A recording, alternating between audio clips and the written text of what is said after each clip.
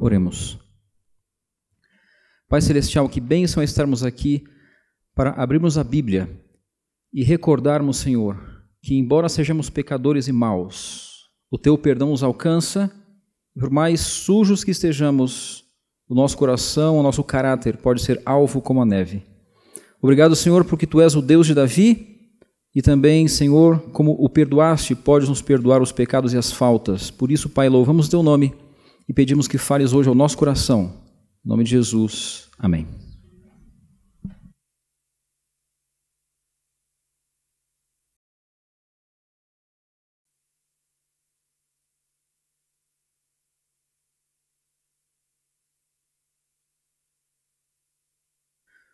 O texto dessa manhã está em Salmo 32, versos 1 e 2. Convido você para abrirmos a Bíblia.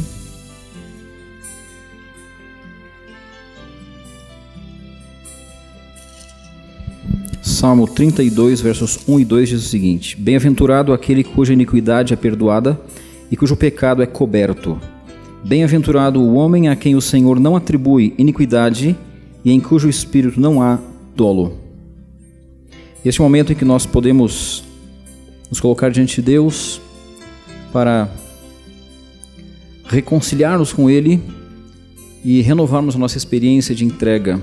Se você tem algum pedido especial, algum motivo pelo qual gostaria de colocar a sua vida nas mãos de Deus, eu convido para que você venha aqui à frente neste momento de oração.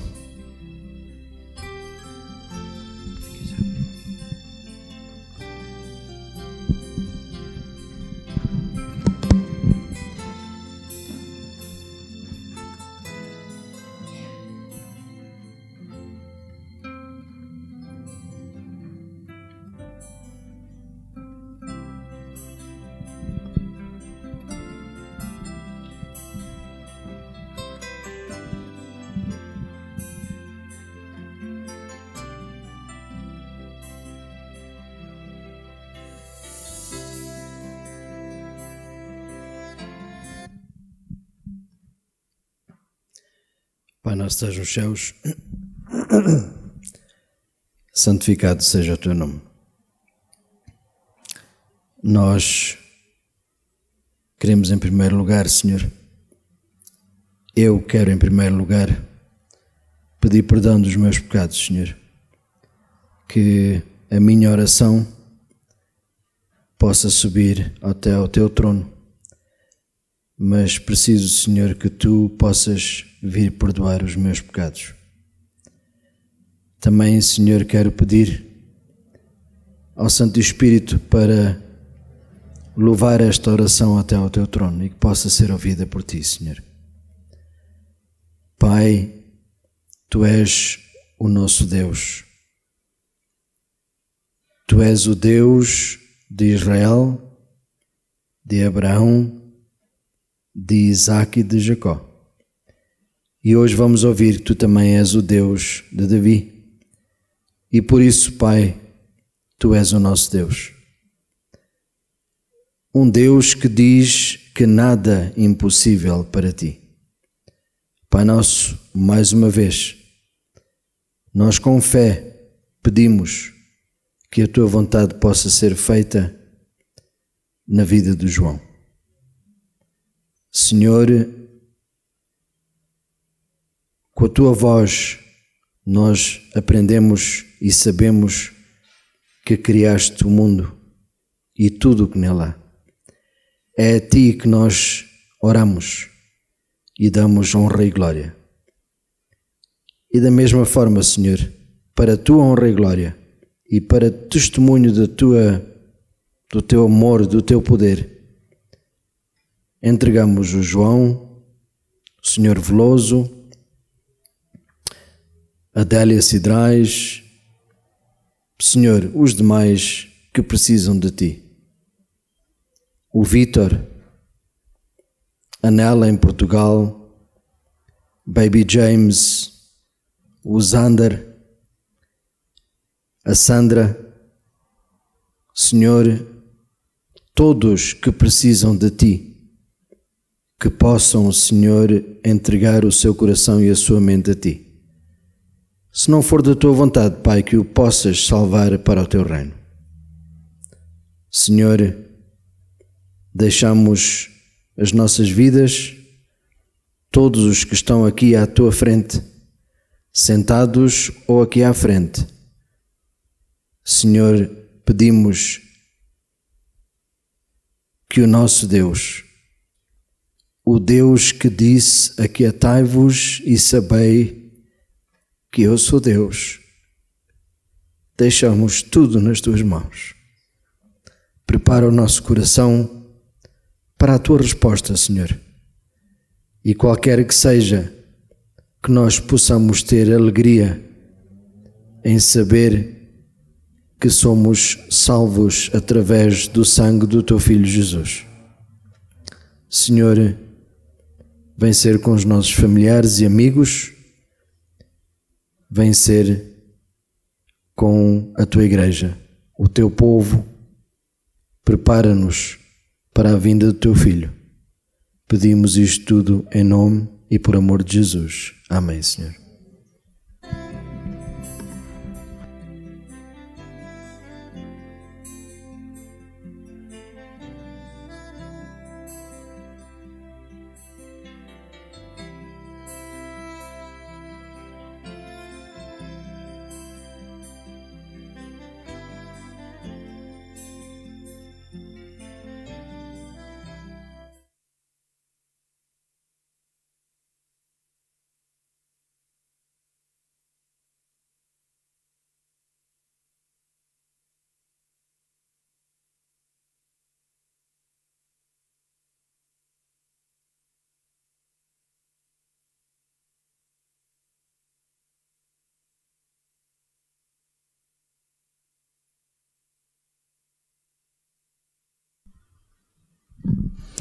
Uma vez mais, bom dia a todos. Eu quero saudar a todos aqueles que nos visitam, que vieram de longe, e aqueles que vieram de perto também. Que Deus abençoe você. Eu espero que você tenha um encontro com Ele hoje, através da mensagem bíblica. O sermão de hoje é o 6º sermão de uma série pregada pelo Dr. Giri Moscala, doutor em Antigo Testamento pela Andrews University, há alguns anos atrás, quando nós éramos estudantes de teologia no NASP. Então nós estamos aqui fazendo uma adaptação do sermão, da série que ele pregou, que se chama O Evangelho segundo o Antigo Testamento. E nós então hoje vamos falar sobre o Deus de Davi. O Deus de Davi. Eu imagino que você tenha muitas razões para estar feliz. Eu espero que você esteja muito feliz, por exemplo, por estar aqui na igreja hoje. Eu espero que você esteja feliz e agradecido a Deus pela vida que Ele concede a você e a mim, pela saúde que é tão importante, tão essencial para a felicidade. Mas há pessoas que sentem uma alegria especial quando elas recebem de Deus um dos maiores dons que nós podemos receber nesta vida, que é o perdão de pecados. O tema desta manhã é sobre alguém que se alegrou porque o seu pecado foi perdoado.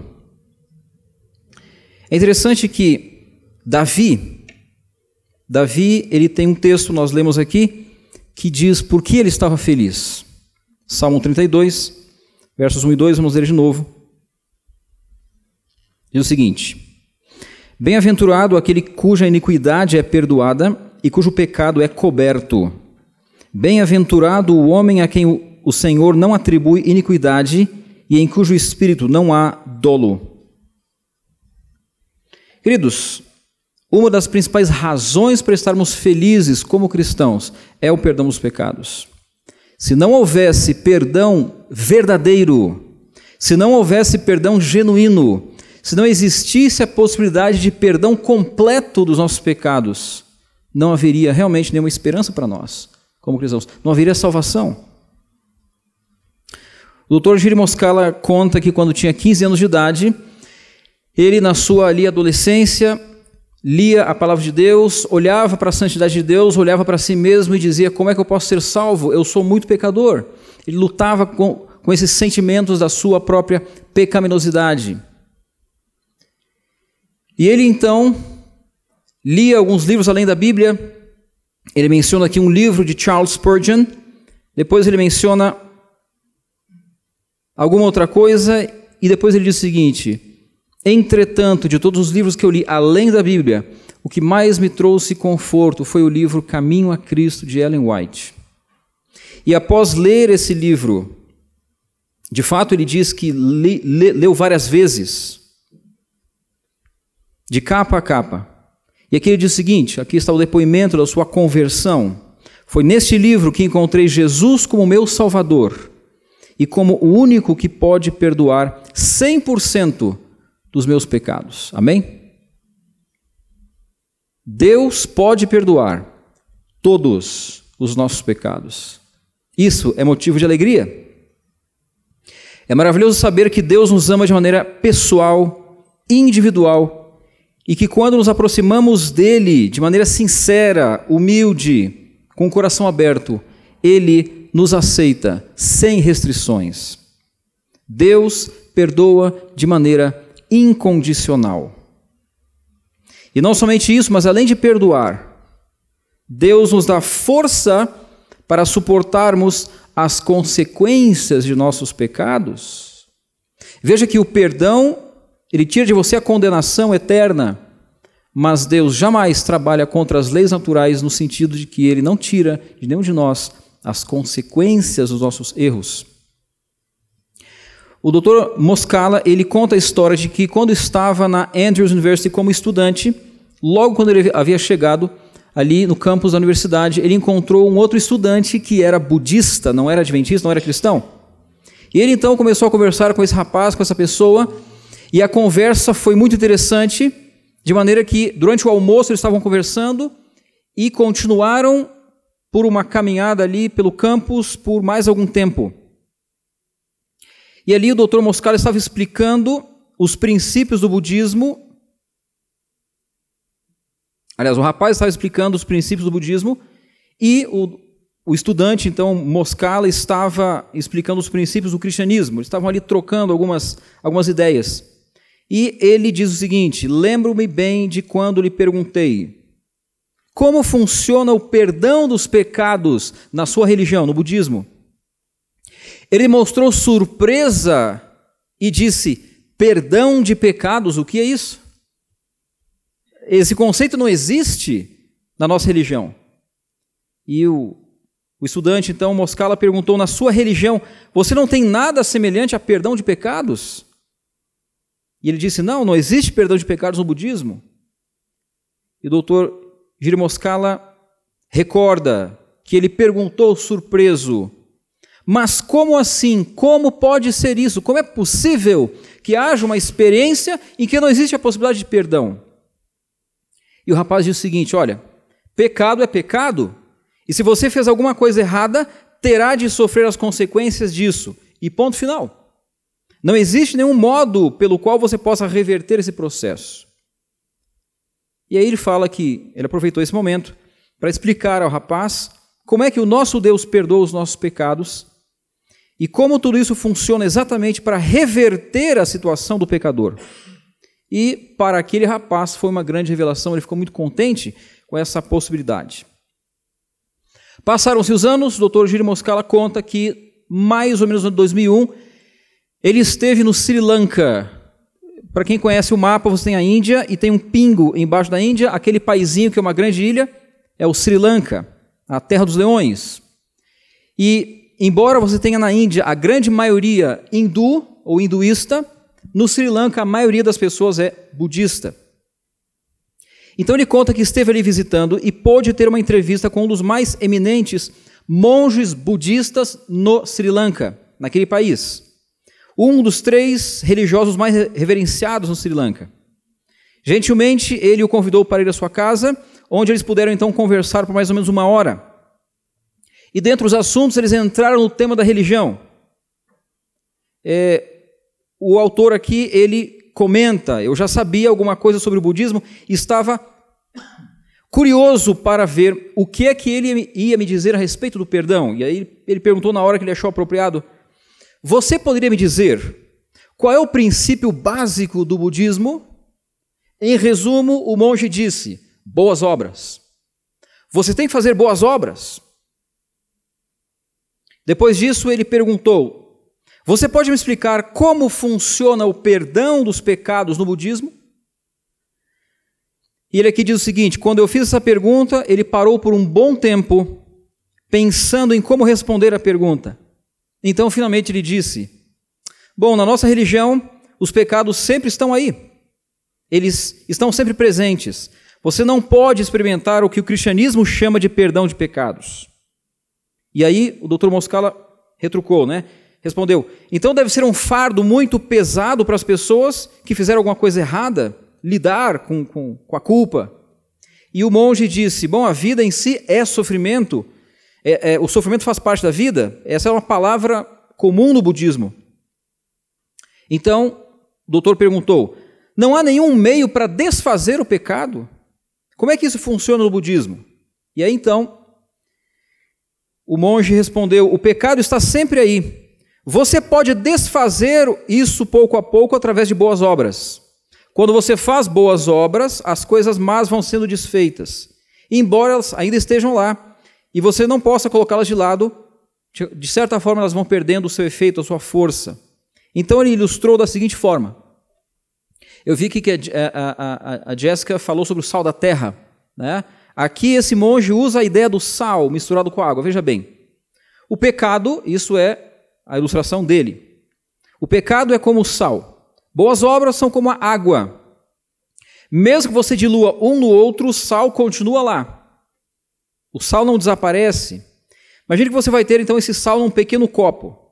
Você coloca um pouquinho de água no copo, ele já tem sal, a solução vai estar muito concentrada naquela quantidade pequena de água. Mas quanto mais água você coloca, mais diluído fica o sal na água. O volume de água aumenta. A salinidade enfim, essa quantidade de salinidade, ela diminui um pouquinho. Então, quanto mais boas obras você tiver, mais diluído estará o pecado, como o sal na água. E aí ele disse: continue fazendo boas obras até que você tenha uma lagoa cheia de água. O sal estará tão diluído que você nem nota mais, mas ele ainda está lá. Você pode trabalhar por toda a sua vida, mas não será perdoado. Você terá punição para aquilo que você fez. Mas na próxima vida, e essa é a filosofia básica, né, das religiões orientais, o ciclo, na próxima vida, dependendo do que você fez, você precisa passar pela reencarnação por muitas existências, até que você alcance finalmente um estado em que não há mais sofrimento. Muito confortador, né?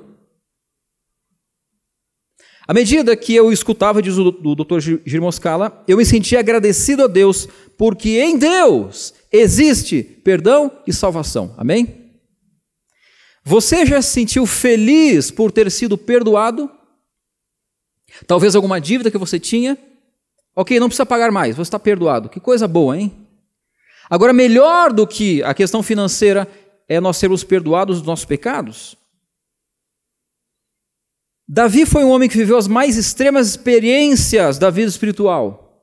Ele alcançou o ápice da sua espiritualidade, da sua vida com Deus, quando era jovem e no tempo que ele foi perseguido pelo rei Saul.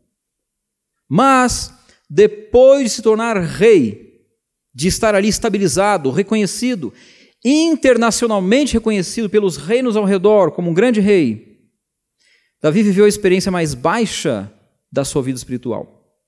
Entretanto, a boa notícia, e por isso está na Bíblia, é que Davi recebeu o perdão de Deus. Hoje estamos aqui falando do Deus de Davi, mas o que Deus é, o que Deus faz, só pode ser visto em contraste com a vida de Davi e se vermos a maneira como Deus agiu na vida desse grande personagem da Bíblia. Você sabe, quando a gente pensa em Davi, vem em primeiro lugar a história de Davi, quem? Golias, aquela vitória estrondosa de Israel, porque alguém foi fiel a Deus. Davi derrotou um gigante, confiando no poder de Deus. Mas, quando você pensa em Davi, você também pensa não só nas batalhas que ele venceu, mas naquelas que ele perdeu. E a única batalha que nós sabemos que Davi perdeu foi a batalha espiritual, veja. Nós também pensamos no adultério com Batseba, e na sua responsabilidade direta pela morte de Urias, o esposo dessa mulher.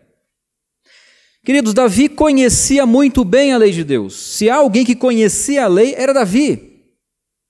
Ele, mesmo depois que, entre aspas, a poeira havia baixado, Batseba já estava com ele, Urias estava morto, enterrado, aquela mulher estava com ele no palácio, o filho havia nascido. Ainda assim, Davi sabia que ele era um adúltero e um assassino. Ele não era realmente um santo, ele era um homem de carne e osso como eu e você. Agora, quando ele quis construir o templo para Deus em Jerusalém, Davi, por muitos anos, ele reuniu recursos, ouro, materiais, pedras, tudo o que ele pôde reunir para construir um templo para o Senhor, lá na capital que ele construiu em Jerusalém. Mas quando ele disse, Senhor, eu quero construir para ti um templo, Deus disse, não, você derramou muito sangue, você é um homem que derramou muito sangue. Nós sabemos que Davi foi um grande guerreiro, era muito habilidoso na batalha. O sangue em suas mãos não era apenas o sangue de Urias, mas o de milhares de homens mortos nas batalhas que Davi travou, muitas delas em nome do Senhor. O dom de Davi não era esse, o dom de Davi estava na guerra. Entretanto, embora estivesse no palácio cercado de luxos e autoridade, Davi, lá no fundo, ele tinha um sentimento doloroso de que, sim, ele era. Por isso, quando ele diz, feliz, bem-aventurado é o homem cujo pecado é perdoado, nós sabemos que ele está falando do fundo do coração.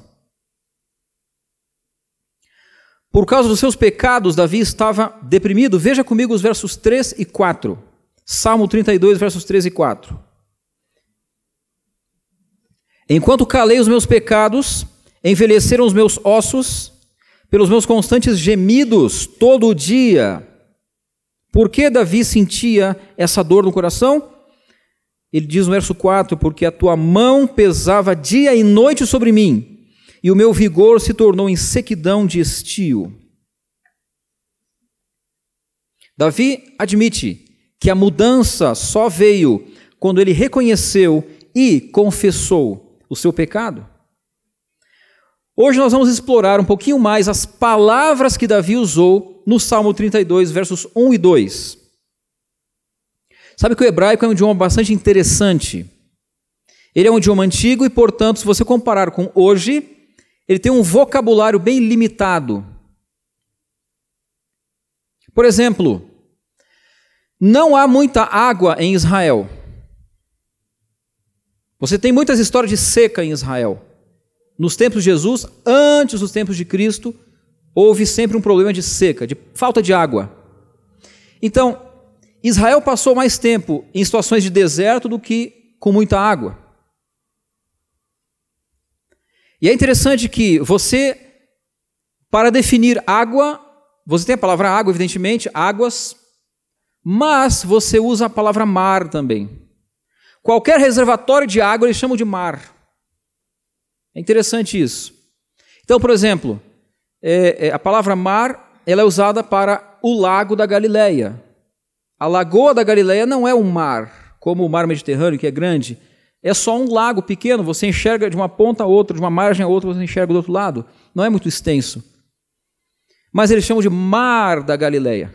Por quê? Porque eles têm uma limitação nas palavras para aquilo que existe em pouca abundância. Por outro lado, eles são especialistas na palavra deserto. Existem várias palavras para deserto no idioma hebraico, porque tem muita secura, muito deserto por lá. Para nós, deserto significa um lugar seco, cheio de areia, mas no hebraico há muitas palavras para isso. Você tem o deserto onde as pessoas moram, onde você pode ter casas e cidades. É o deserto, mas as pessoas moram lá. Alguma água existe. Há também o deserto em que os animais e o gado habitam, eles conseguem pastar, se alimentar. Há o deserto ainda mais complicado, onde só os cabritos moram. E há um último tipo de deserto, outra palavra que define deserto, o mais inóspito possível, onde nenhum ser vivo pode habitar. Esse é o outro tipo de deserto. Todas essas palavras são traduzidas para o português com uma só palavra, deserto. Mas no hebraico há muitas palavras. Então, quando você tem alguma coisa em abundância, você desenvolve um vocabulário mais especializado. É ou não é verdade? Você tem mais sinônimos para definir alguma coisa. Não é diferente com o pecado. Não porque os israelitas fossem mais pecadores do que nós somos, mas porque todos nós somos pecadores. Toda a raça humana é pecadora. Graças a Deus, onde abundou o pecado, superabundou a graça. Isso é uma bênção para nós. Bom, na cultura hebraica, por causa da lei, por causa da aliança de Deus com Israel no Monte Sinai, conhecemos a realidade do pecado na existência humana. O pecado existe porque você vai descobrir que ele existe quando você contrasta o pecado com o caráter santo de Deus. Você não encontra esse conceito em nenhum outro lugar no paganismo, o conceito de santidade. Queridos, a nossa referência, não somos nós o que nós fazemos, a nossa referência para sabermos sobre o pecado é a santidade de Deus. Podemos dizer que a cultura hebraica é tão especializada na conceitualização do pecado, porque Deus lhes ensinou isso ao longo dos séculos, através dos rituais do santuário. O objetivo de Deus não era apenas que eles reconhecessem ser pecadores, mas santificar o povo de Israel com a sua presença entre eles. É por isso que Deus diz, e me farão um santuário para que eu possa habitar no meio deles. Em outro lugar, Deus diz, eu sou o Senhor que vos santifica. Queridos, somente a presença de Deus pode santificar o ser humano. Ninguém pode reconhecer-se pecador a não ser que esteja na presença de Deus, que é um Deus santo. Por isso, existem pelo menos 3 palavras no hebraico que descrevem o pecado. Davi usa esses 3 termos e ainda acrescenta mais um. O primeiro é hatat, o segundo é avon e o terceiro é peshá. E no Salmo 32, Davi adiciona mais uma palavra aqui, que é remiá. Por trás de cada uma dessas palavras há uma ideia, uma imagem específica. Pecado é sempre o rompimento do nosso relacionamento com Deus. Mas vamos explorar aqui a expressão hatat. O que Davi está dizendo ao usar o termo hatat? A ideia principal dessa palavra é você errar o alvo. Você deveria chegar num determinado ponto, mas você acaba se desviando do caminho.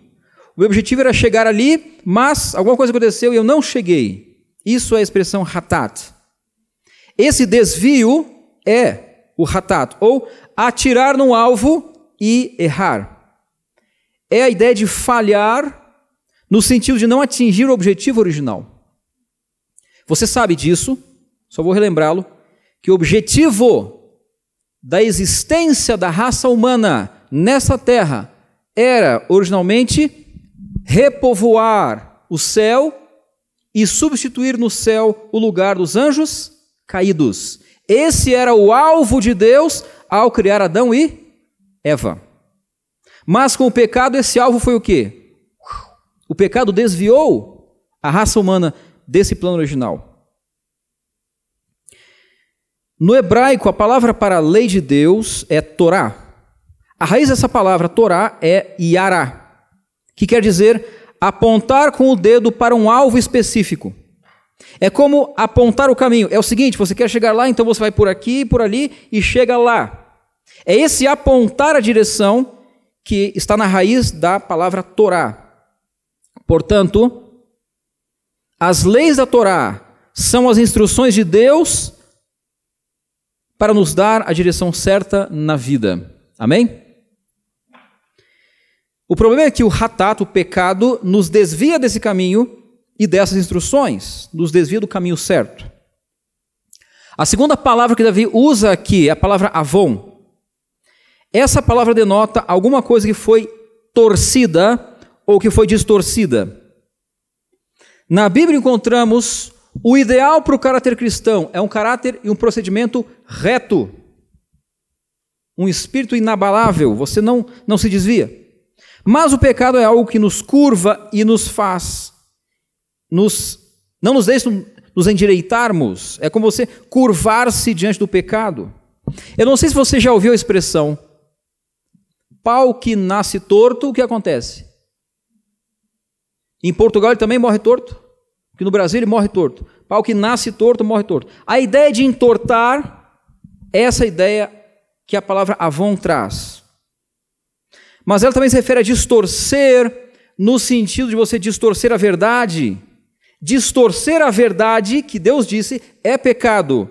E esta, infelizmente, é a especialidade de Satanás, distorcer aquilo que Deus disse. A terceira palavra para pecado é pechá, ou pechá, e significa rebelião. Quando um vassalo se levantava contra o seu soberano, isso era chamado de pechá. Não há pecado mais odioso aos olhos de Deus do que o pecado da rebelião. Foi o que Lúcifer fez no céu, minando a autoridade do governo de Deus e, portanto, a autoridade da lei de Deus. A boa notícia, queridos, é que Davi diz que Deus perdoa todos esses tipos de pecado. Amém?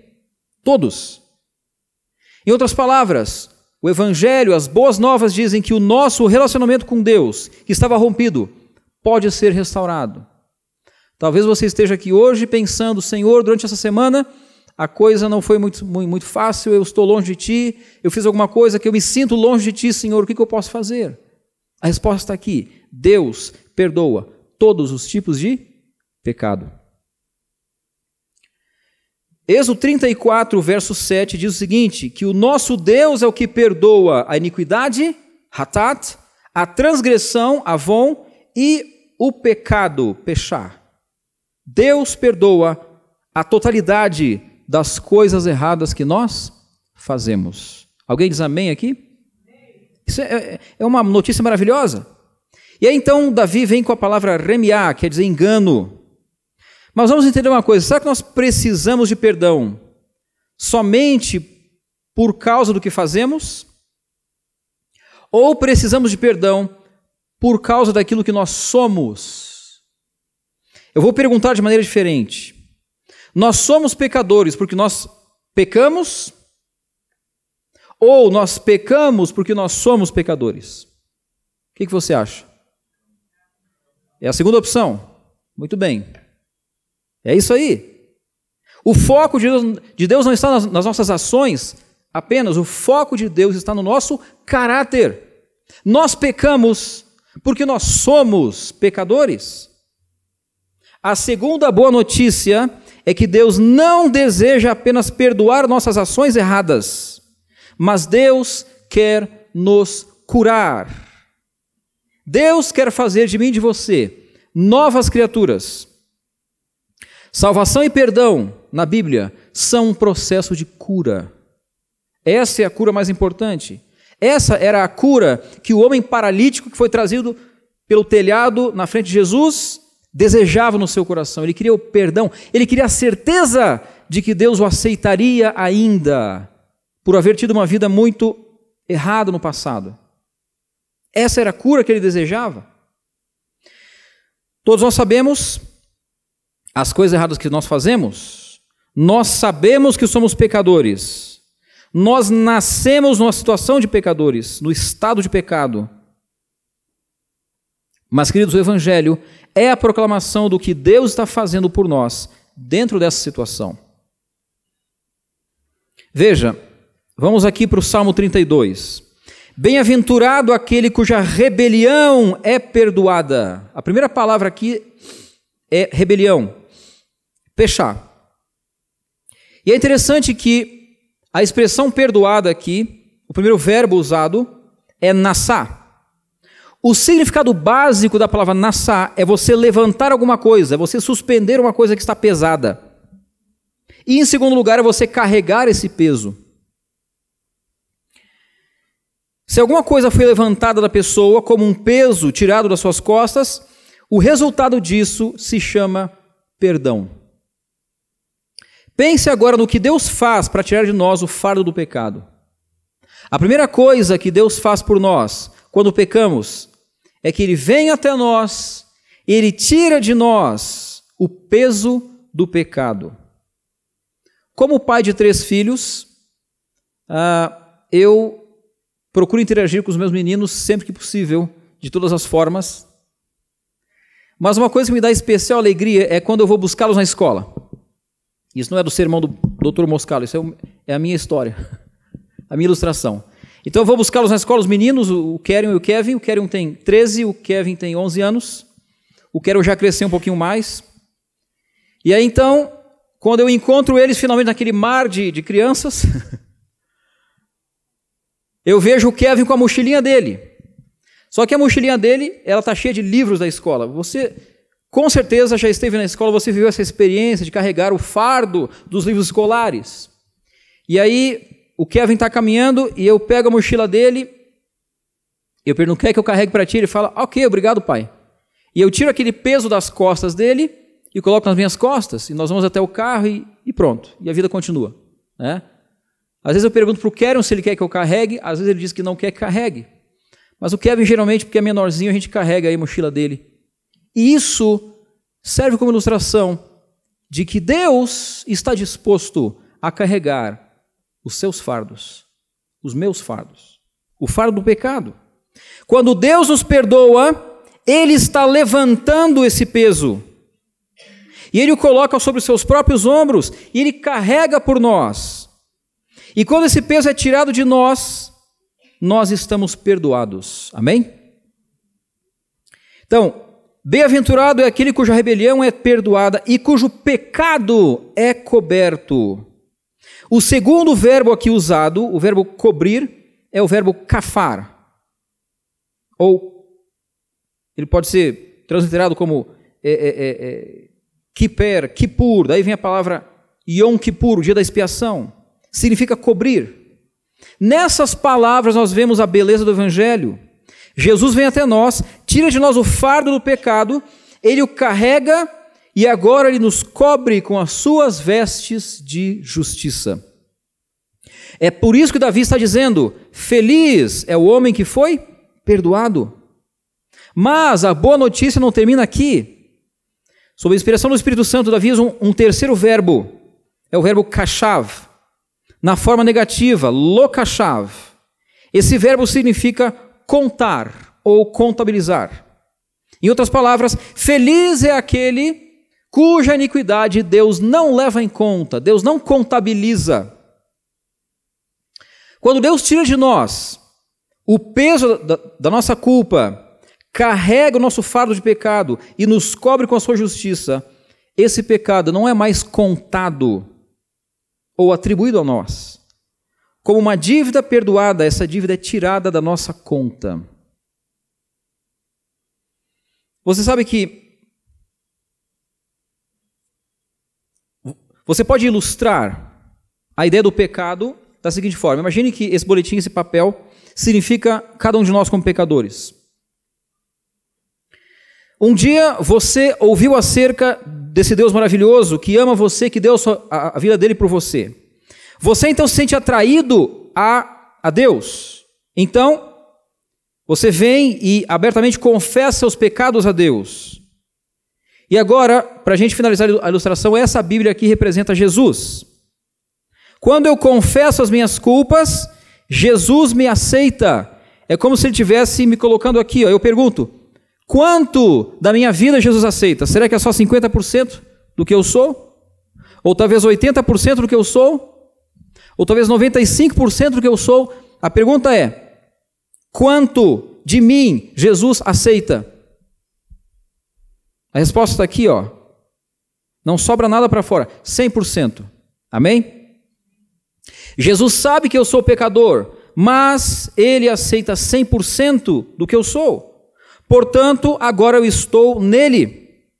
O apóstolo Paulo usa a expressão em Cristo para mostrar o perdão dos pecados.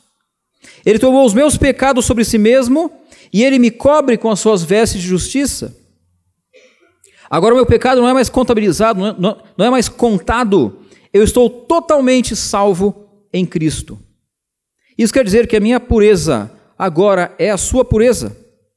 A sua justiça agora é a minha justiça. A sua perfeição agora é a minha perfeição.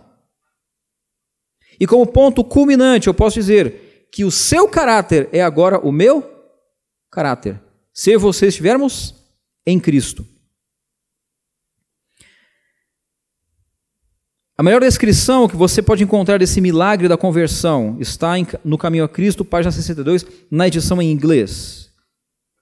Diz mais ou menos assim: se vamos até Jesus e o aceitamos como nosso Salvador, por causa dele, Deus nos aceita. E o seu caráter fica no lugar do nosso caráter. E ficamos diante de Deus como se nunca tivéssemos pecado. Amém? Se o perdão não pudesse ser completo, que salvação seria essa? Toda a nossa esperança se baseia na certeza do perdão. Na certeza do perdão absoluto. Veja que no livro de Efésios, por exemplo, Paulo usa a expressão estar em Cristo, pelo menos 13 vezes. Quando Deus olha para mim e para você, o que é que Deus vê? Ele vê o seu Filho amado Jesus, porque nós estamos escondidos em Jesus, em Cristo. Quando Deus olha para mim, Ele não vê a mim, mas a vida perfeita de Cristo. É isso que nós experimentamos quando aceitamos a Jesus como nosso Salvador pessoal. É por isso que Davi pode dizer, bem-aventurado, feliz é aquele que experimenta o perdão dos pecados. Porque Jesus carregou os nossos pecados na cruz e estamos cobertos com a sua justiça e o nosso pecado não é mais contado. Mas o ponto culminante dessa ideia está no fim do verso 2. Vamos ler aqui, uma vez mais, Salmo 32, verso 2. Bem-aventurado o homem a quem o Senhor não atribui iniquidade e em cujo espírito não há dolo. Aqui é uma quarta palavra que descreve o que Deus faz. É a palavra ein. Ela significa não há, não existe. Isso vai totalmente contra aquilo que o budismo prega. Porque quando aceitamos a Jesus, queridos, nós somos 100% perdoados. Aqui está a expressão em cujo espírito não há dolo. A palavra espírito aqui é a mesma palavra para respiração, é ruar. Entretanto, aqui, respiração significa tudo o que nós somos. Se Deus nos perdoa e nos perdoa totalmente, o seu objetivo é nos transformar totalmente. O que é a expressão dolo? Você sabe que na linguagem jurídica existe o homicídio culposo. A pessoa matou alguém e é culpada porque matou. Mas há o homicídio doloso. Já escutou a expressão? Homicídio doloso. E o juiz diz o seguinte, olha, essa pessoa matou o outro, sei lá quem, mas por que matou? Porque ela planejava, não foi uma reação, uma questão emocional que foi ali e matou, não. Planejou matar. Ele queria matar. Ele desejou matar. Aí você vê o significado da expressão dolo. Então, bem-aventurado é aquele em cujo espírito não há dolo. Dolo é você planejar a maldade. O coração não convertido vive no pecado porque a sua natureza é planejar o pecado. Você sabe que o pecado tem 3 etapas, estamos finalizando aqui. A primeira etapa é a tentação.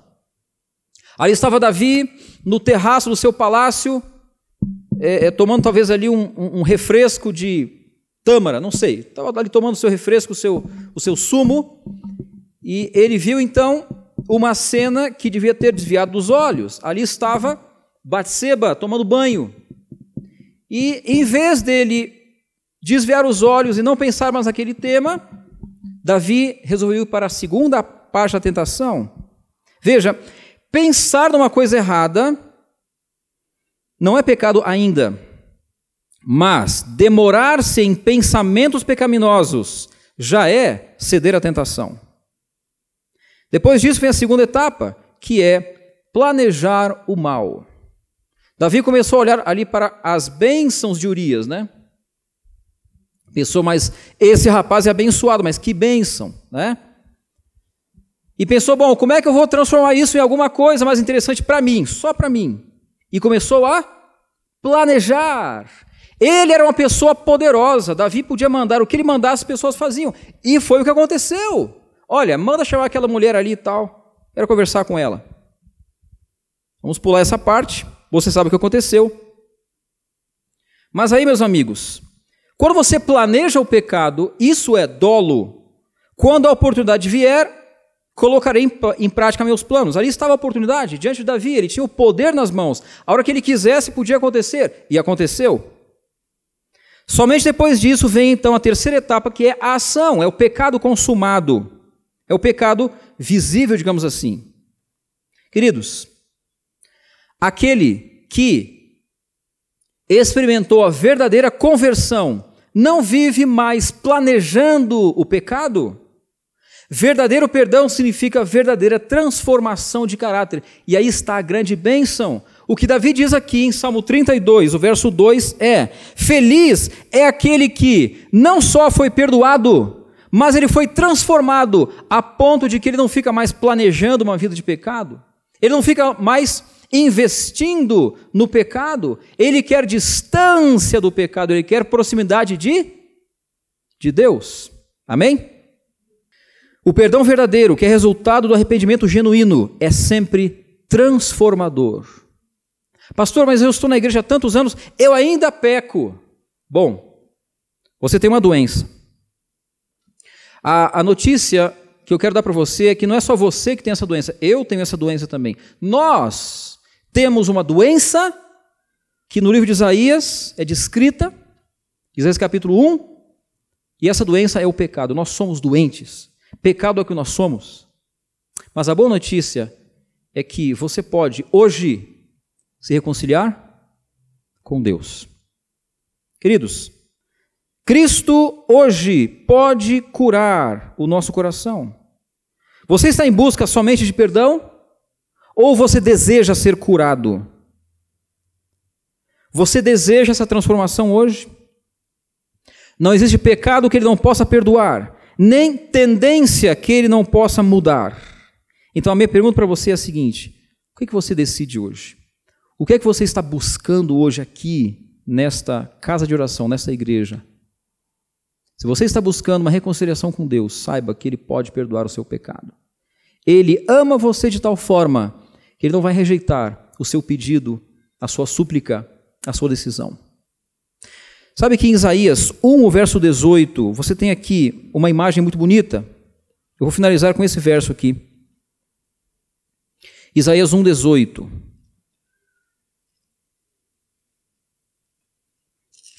Depois de mostrar que toda a raça humana, não só Israel, mas toda a raça humana estava ali dominada por essa doença, Deus diz, no verso 18, vinde, arrazoemos, venha conversar comigo, venha dialogar comigo, diz o Senhor.